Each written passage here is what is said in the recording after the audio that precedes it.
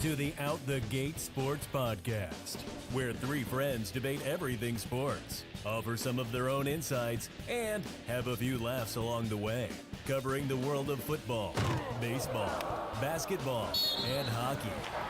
Here are your hosts, Mark, Ben, and Zooch. Hey everyone, welcome back to the Out the Gate Podcast. We got a pretty exciting episode today, I think. We touched on Antonio Brown a little bit, talk about the Cleveland Browns also, some AAF, a little bit of Russell Westbrook, some Jose Canseco, A-Rod bullshit, and we end the pod with a fun hypothetical. Hope you guys enjoy it. All right, the first thing I wanted to talk about today was the Antonio Brown trade. The Steelers traded Antonio Brown to the Raiders for a third and a fifth-round pick. I just wanted to get your guys' take on that. So what do you think about that, Zooch? I think that the Oakland Raiders finally found a number one to replace Cooper. I think they get a dominant wide receiver who is boasting now 1,000 yards a year, touchdown machine.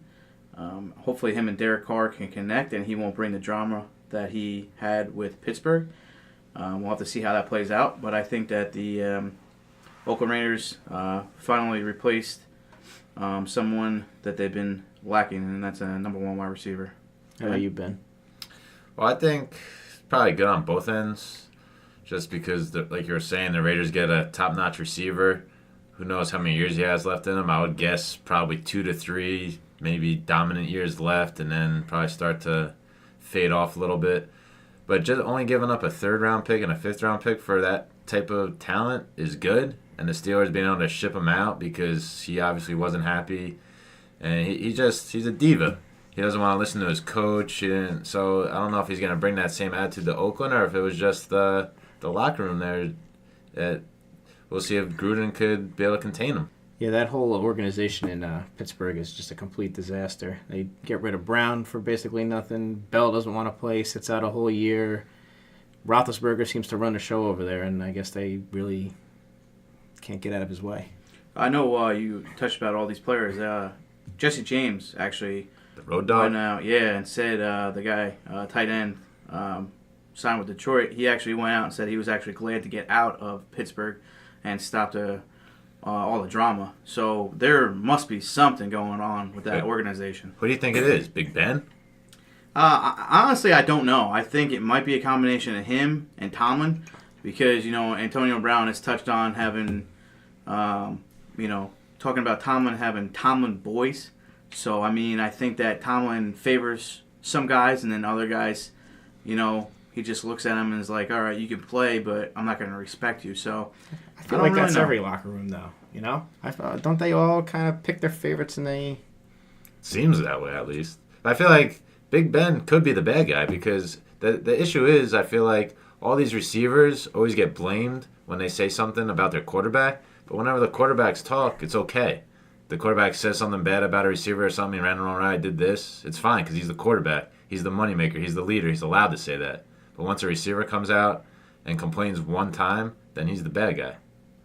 Yeah, I think that, Big Ben, we don't hear a lot about it because they're probably protecting him because he's their franchise quarterback. But, I could see him, being cocky, thinking that, he's over the top good and, him and Brown didn't mesh well together. I think that there's two divas, but we're just hearing about Brown because obviously, he wanted out. So I don't know what is going on with Pittsburgh, but they have to fix it quick. You think Juju getting team MVP kind of pissed him off a little bit? Yeah, I think that, Juju stealing his shine and his thunder. He's athletic too. I think that, Brown looked at it as like, hey, I want to be the number one. And that's why I think Oakland is a good fit for him because they really didn't have a number one. So I feel like, now he could be going back to being the number one and, catching everything, even though they did sign Tyrell Williams. But I don't see him, posing a threat to Antonio Brown. Do you think the Raiders will be good? Here's the thing. Is Derek Carr good? That's the question. He was good before he had that injury. That was like 2 years ago. He brought him all the way to the playoffs. Yeah, he needs to take a step above and beyond to show that he belongs in this league still.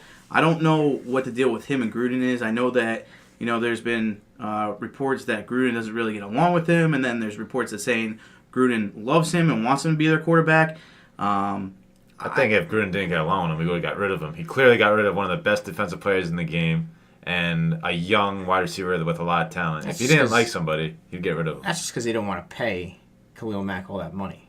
Why wouldn't you, though? That's the most important position besides quarterback, I think. The guy rushing him. Yeah, I guess, but I'm just saying he didn't want to pay him. That's probably why he didn't really get along with him all that well. I don't know the whole locker room dynamic over there, but I think they're going in the right direction, especially getting Brown. Like, I don't know. What was the actual, after they made all that trades, what'd they end up, what's the breakdown?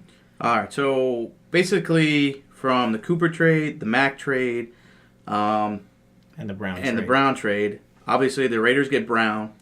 They get the Bears first, Dallas first, a 2020 first, and a 2020 third. So they got a pretty good haul. I mean, they did lose key players. I mean, Cooper was good for them. He actually slowed down a bit with Carr. It could be injury. It could be scheme. Khalil Mack, losing them was huge because they could not get to the passer at all. But they do have, a lot of picks. And they, like you said, they get a number one wide receiver now, and we'll see how it goes. And they got to hit on these picks to get a player that can hopefully replace Mack. I mean, it's hard because Mack's a lifetime player, but we'll see. Yeah, this draft is very defense heavy too. So I mean, you could hit on a couple of these guys. But what do you think? Like you said, reports that they don't like Derek Carr. Yeah, but just like at 4. You think that they would take Haskins or try to take some of that draft capital and trade up to 1 to get Murray? Because there's rumors that Gruden really likes Kyler Murray. I think at this point, if they already would have traded Carr or released Carr, they would have done it because now he's already guaranteed his money, and I think his cap hit is already at $18 million.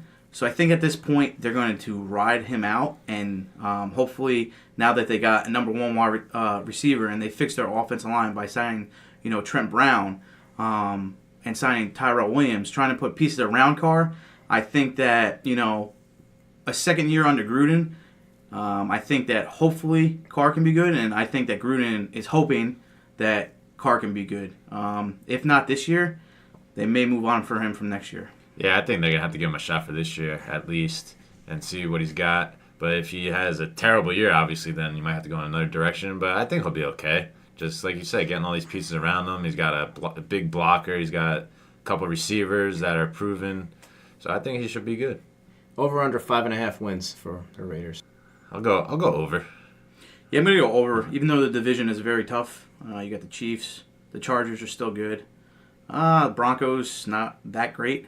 But, it's a divisional game, so anybody can win it any day. I'm definitely going to go over, though, because I think that getting Antonio Brown is a big get for them. Probably I'll go maybe 8-8. I'm going to go contrarian. I'll say under 5.5 for them.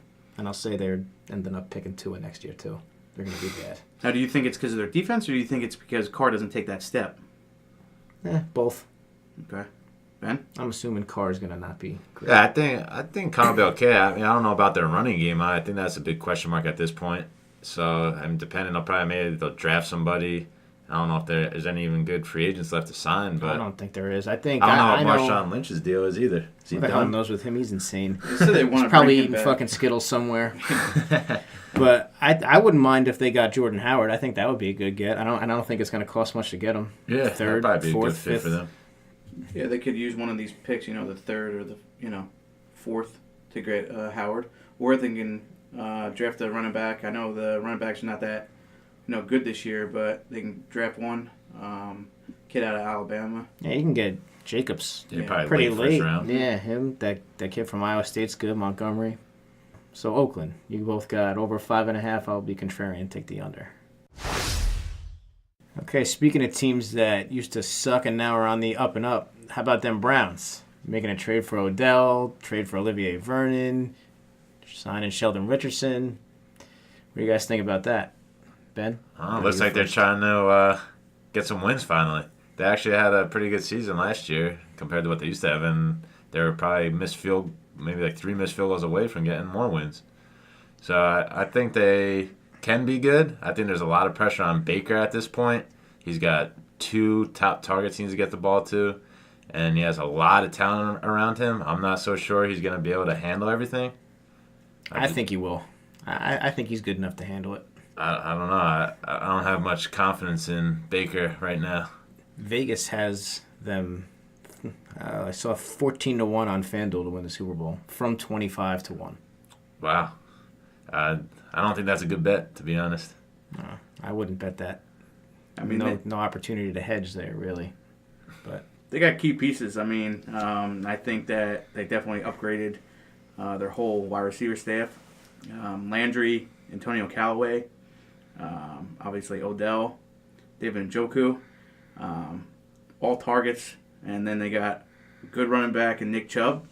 And then Hunt when he comes out from his suspension. I mean, I think that this is an offense that has a lot of superstars, but they got to put it all together. And I hope Baker actually plays well in his second year. A lot of quarterbacks tend to dip down and not play so well. But, hopefully they can put it all together. I mean, the AFC North is very weak right now. Steelers losing a lot of guys. Ravens losing a lot of guys. I wouldn't count the Steelers right out. Even though they're as dysfunctional as they are, I still wouldn't count out Roethlisberger and Tomlin. Yeah, and then, the Bengals, they didn't have a good season last year either, so. Yeah, I think you could pretty much put the Bengals at the bottom of that division right off the bat. I think it's going to be a 3-team race. I think it will actually be pretty tight to the end. In my opinion, I think that the Ravens will take that division this year. Who do you think? Zooch? In my opinion, I can see the Browns winning it. I know it's probably going to shock a lot of people, but I think that they are all in. I think that Dorsey wants to win now, and I think he's got a ton of pieces and a ton of superstars. Like I said, Steelers, dysfunctional. Ravens, they lost a lot of key members on that defense. I mean, I know they signed Earl Thomas, but that's one guy. Sign Mark Ingram, too. Yeah. Good running back. But they also have Lamar Jackson at quarterback. The thing with the Ravens, though, I feel like they always lose defenders, but then they always find people that just fill right in and become superstars. Same thing with the Steelers. Yeah. They lose a wide receiver, someone else steps up. James Washington could have a big year. I'm not completely sold that they won't draft another receiver, though. Yeah, I think they're going to have to try to get another body out there, but I don't know any of them. I think the Browns are favored to win a division on the betting sites as well. I don't really know the odds, but I think they are the favorites. They're the Browns. I don't know. Yeah. I don't have a lot of faith in them. Somebody asked me who I would pick. Nah. Who would you pick, Mark? That's right. I would pick the Steelers. Okay. That would be my pick. I would just go with them. I think Roethlisberger still has it. He's the best quarterback in that division. I don't think there's any debate there. Juju Smith-Schuster's a clear one. And I think James Conner can handle the load. He showed that he can. I'm going to disagree with you with the best quarterback. Well, tough shit. I think that Roethlisberger is going to be on a slow decline, and Baker is going to be on a steady uphill climb. And I think that with these weapons around him, I think that it's going to shock a lot of people. And I think the Browns are going to go from a shitty team to a fairly good team. Well, they're the betting favorite right now. Yeah, I don't think it's going to be a shock at this point. Right now, they are the favorite. I don't think they could handle that role, really. They said there's a lot of pressure on Baker. He should be the next up-and-coming star. So this is going to be a huge year for him. If he doesn't succeed with these targets, then I don't know what he can succeed with. You think he's better than Roethlisberger? No, I don't think he's better than Roethlisberger, obviously, because Roethlisberger has won Super Bowls. But I think that... So you think next year he's going to be better than I think that with these weapons that they acquired, and I think with Big Ben losing these weapons and the dysfunction in that organization, I think that Baker might shock a lot of people and put up fairly good stats. And I think that also, it's going to have to mesh well, especially since they got a new head coach in Freddie Kitchens.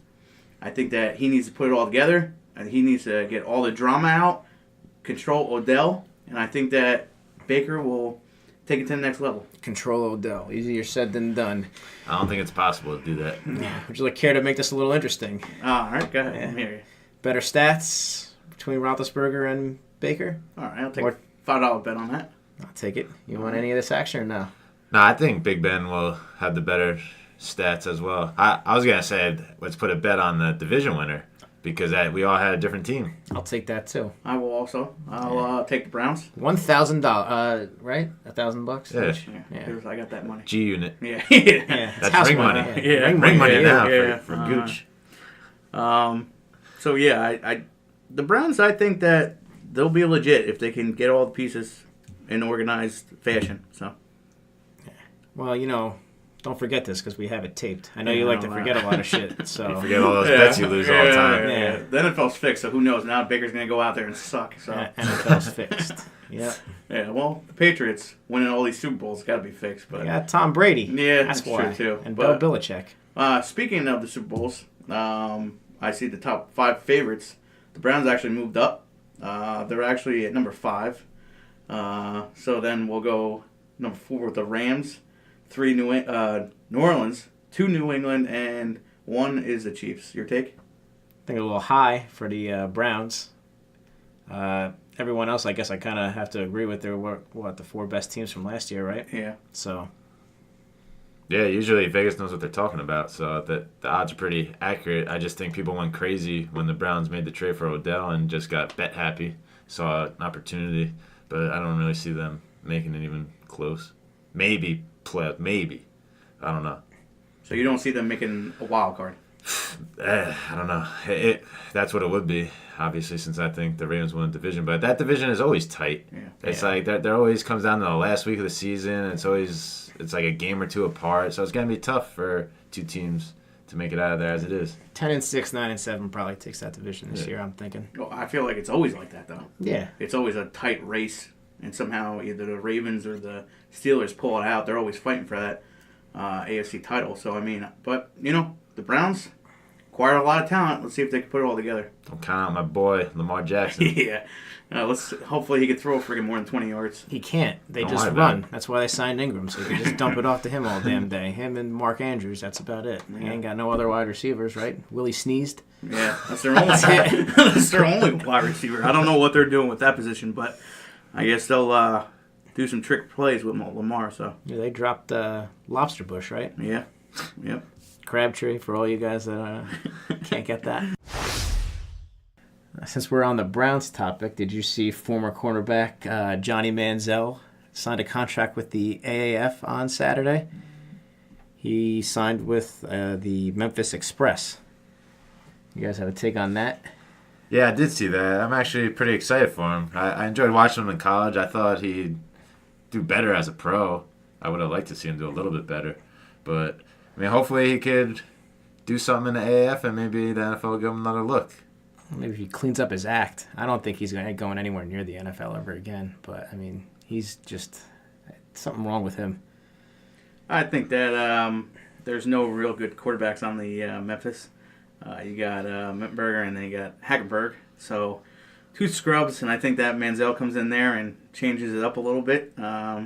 Uses his feet, uses his arm.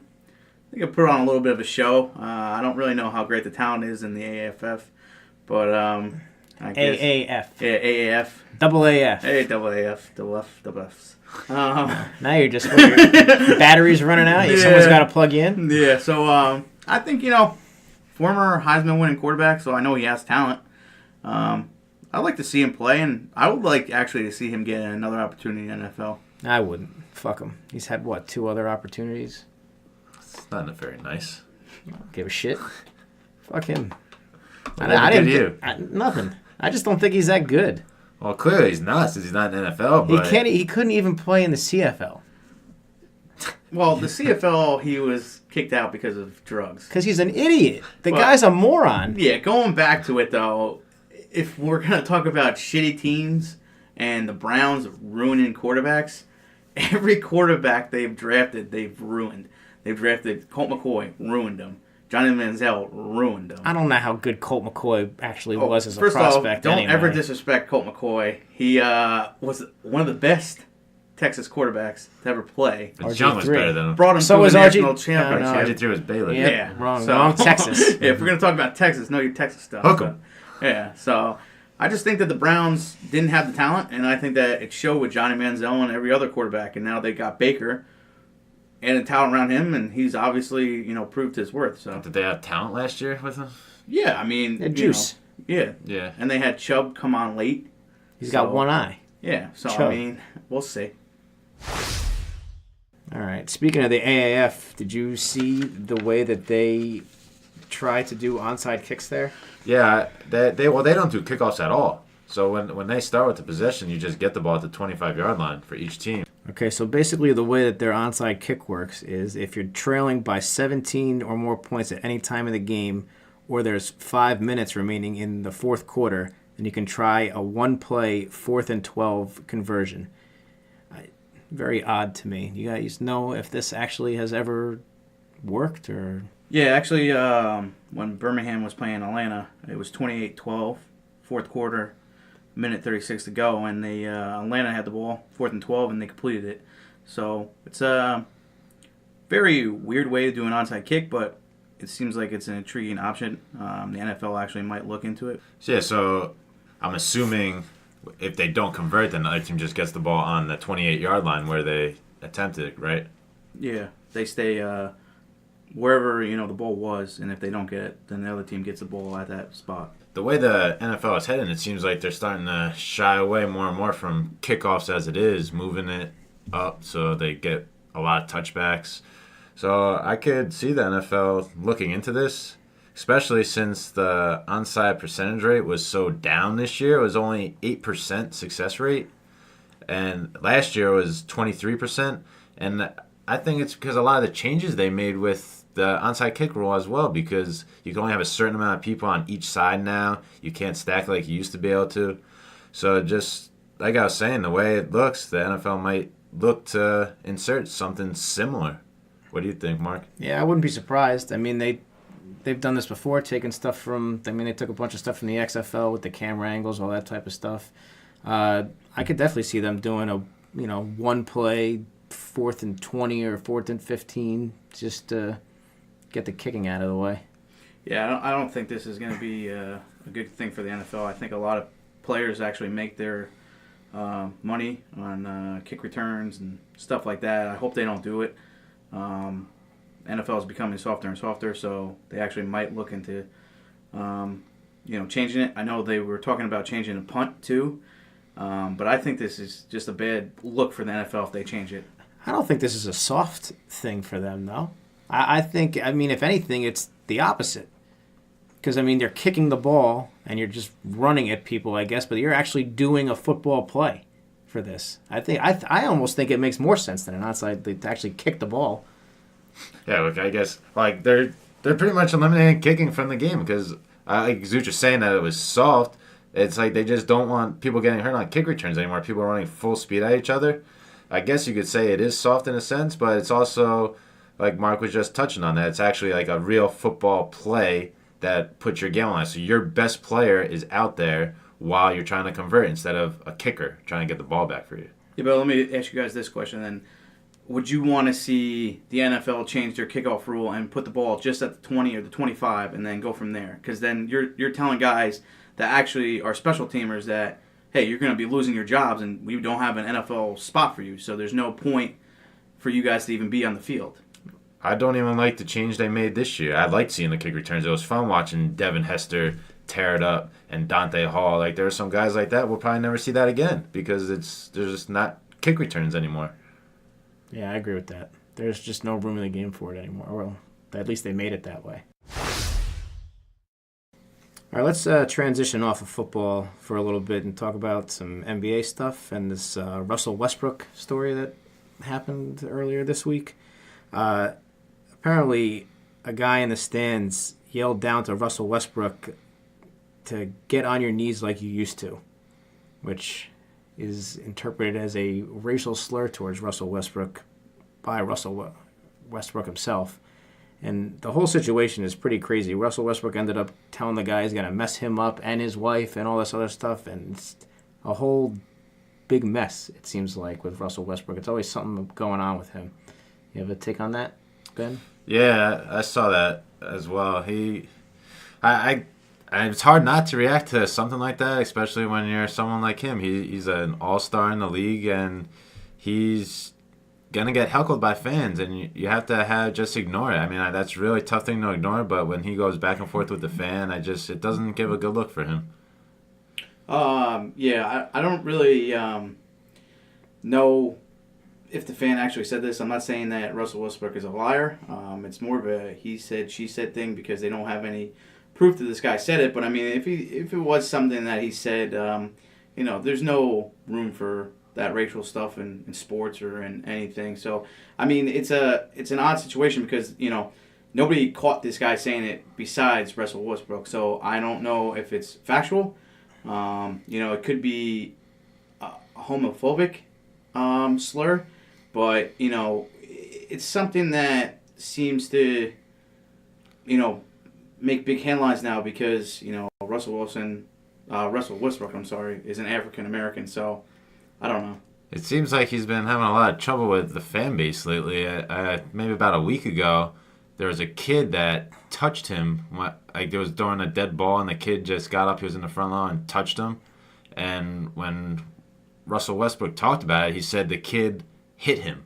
The kid, and he told the father that he has to control his kid and all that. And it's like, the kid just touched you. I mean, I understand where he's coming from, where fans shouldn't just be able to walk out and touch you while you're in the middle of a game. But at the same time, I think he went a little over the top. But I don't really blame him because he's just trying to set the precedent, whereas you can't have any type of fan, whether it's a kid, adult, just coming out and interfering with any part of the game. Yeah, I agree with that. You can't just be touching people. Even though the kid was 7 years old, he did blow that out of proportion. I think this other thing, though, is completely, I don't know. He's within his rights with this one, I think, with the racial thing or the homophobic thing, as you think it is, Zuch. But, I mean,